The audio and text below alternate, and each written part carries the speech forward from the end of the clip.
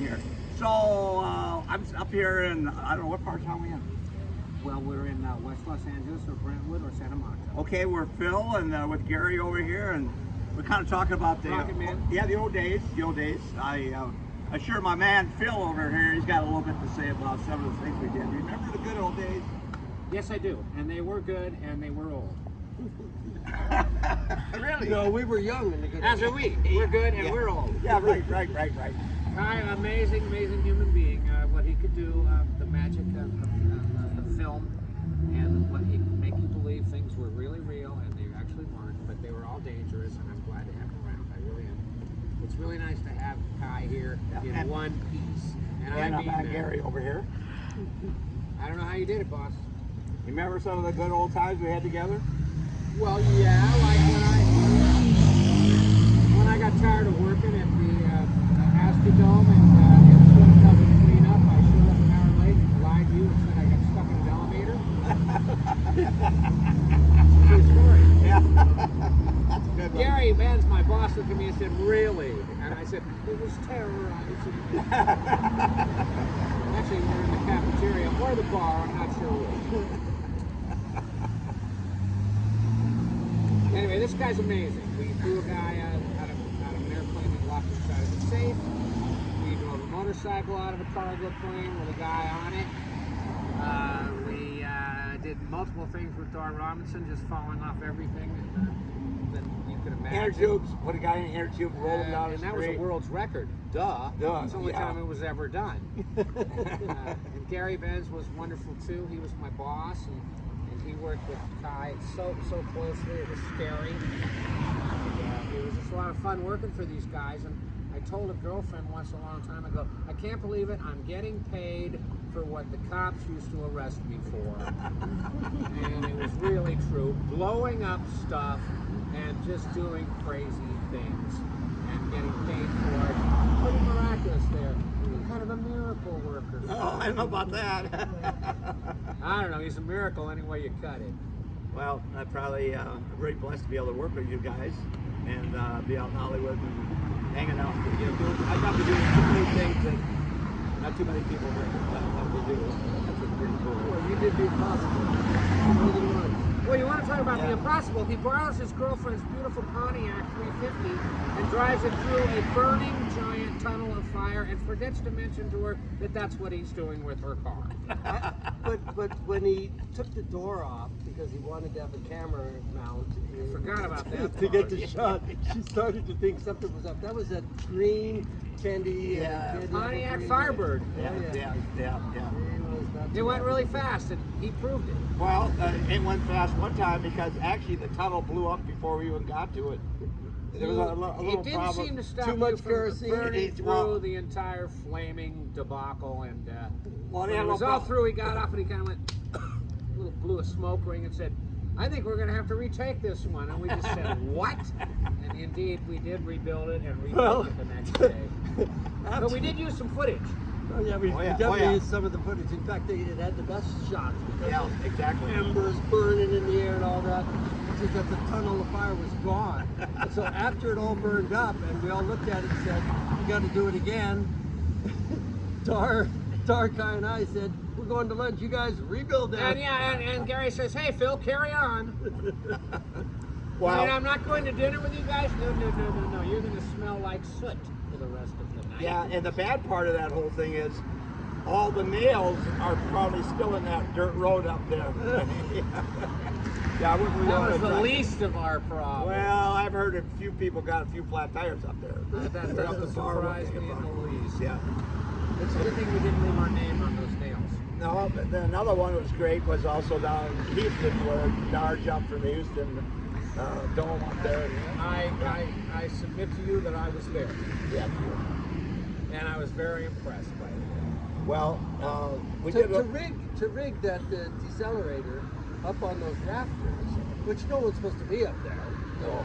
Well, I didn't realize it, but I'm a little bit claustrophobic because when we got up there and you walk up this gangplank that runs along the dome. So next thing you know, you're looking down at it and it's mesh. So you're just walking everything groovy, and then you look down and you say, "Goodness, if I fall, it's 40 stories." And all all of a sudden I'm like walking really carefully and holding on to things. But after just a couple of days, we're bouncing around up there like guys who work on the high iron. Well, tell them about the No big watermelon. deal. Tell them about what happened with the watermelon. We did a little test in front of the Well, did indeed. before the watermelon, though, we had to figure out how to get Dar up there. So you did Well, a that's little right, we had to elevator. hoist him. I forgot all about Well, we had a that. little cage for him, and I think tied it to a bumper of a car. And A rental car. It was a Lincoln Town car. Well, it's a if good I'm one. not mistaken. Not a piece of junk. I forgot all about that. And so, yeah, we did. Oh, man. You gotta be kidding me. How funny. Well, but what happened before he jumped with the watermelon? Kai thought it might be interesting to explain to the entire audience of the Houston Astrodome, of which there were maybe 20 or 30,000. A lot of people. And he said, you know, gee willikers, if Dar Robinson ever, fell and they didn't stop him, here's what might happen. And so he filled in lots of watermelons and threw it off the top of the dome and landed and made a horrific sound and just made such a horrible red mess. And it smelled watermelon. But Everybody in the audience went, yeah! And it's almost like people who go and see, our good Bullfights. friend, bullfights, or, when Girl Evil Knievel used to say, we're hoping he gets killed! Yeah. Well, anyway, they weren't sure what to think, and Dar just did it perfectly and got up and said, hey, what do you think? And everybody went, yeah, yay, that was great. Because it really was. Can you do another watermelon? Yeah. We want to do another one. How about a cow? Can you throw a cow off? Yeah, but Dar I got mean, he upstaged almost by a touched the watermelon. ground. He almost touched the ground. Oh, he was pretty close, yeah. It was perfect. It was perfect. And what was perfect is nobody had to do anything. The machine did it all. Thanks Yeah. to this guy who designed it. And amazing. In fact, they were even talking about using it for fire escape for high rise. Yeah. I don't know if anyone. Well, ever we came did up with another it. thing with the high-rise deals with parachutes, where the guys would jump out on the cable. The police department down in LA, I think we went off the roof of that. Yeah. And Police department. we did an escape thing. This guy is from, I believe he was from Canada that came up with that idea. Well, probably too Right. complicated, Well, you had to have a harness on and a carabiner to clip to it, and then a chute. Sure, like I said, too complicado. Yeah, but And this is during a fire. Yes, Yes. yes. But 9/11 being the a perfect carabiners example. almost cut through all the way by the time they got down. Yeah. They were worn right out. Hot as Yeah, hell. yeah. Well, let's talk about the emergency exit on the flying safe, shall we? Oh, yeah. Well, one of the things we were concerned about was if the door opened. Well, first off, we had a small parachute to control its descent. So A it could- drogue. Yeah, a drogue. And the thing I was worried about is once that door opened up, what would happen if this thing would start spinning and turn it into a big knot? So I came up with a device that clamped it. It had teeth cut in it. So as the door was going open, it couldn't shut for the guy to go up. But the story behind that thing is the one, because the guy that was supposed to do it was a real escape artist.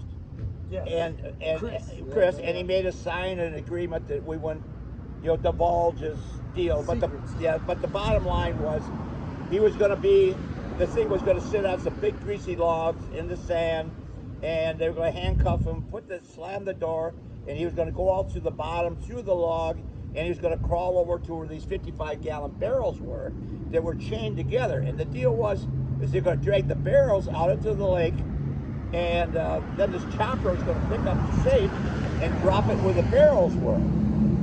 I missed out on all of this, boy. no, this is a plan that I didn't never work. heard this one. Oh yeah.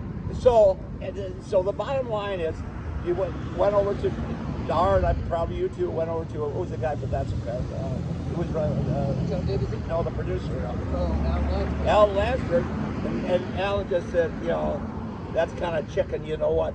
That it's really stupid. He said, we need something more excitement. And I said, like, throw him off an airplane. So we get back there and we call the guy up, and he says, hey, we sold the deal. So he comes over the Bottomless campaign to celebrate the deal. Right. And You haven't but then- told him yet what he has to do. No, we haven't told him what he has to do yet. So now he goes around, and we finally had this deal. Tell him what. Well, we made a couple change. Instead of down on the guy, you got to be up in an airplane.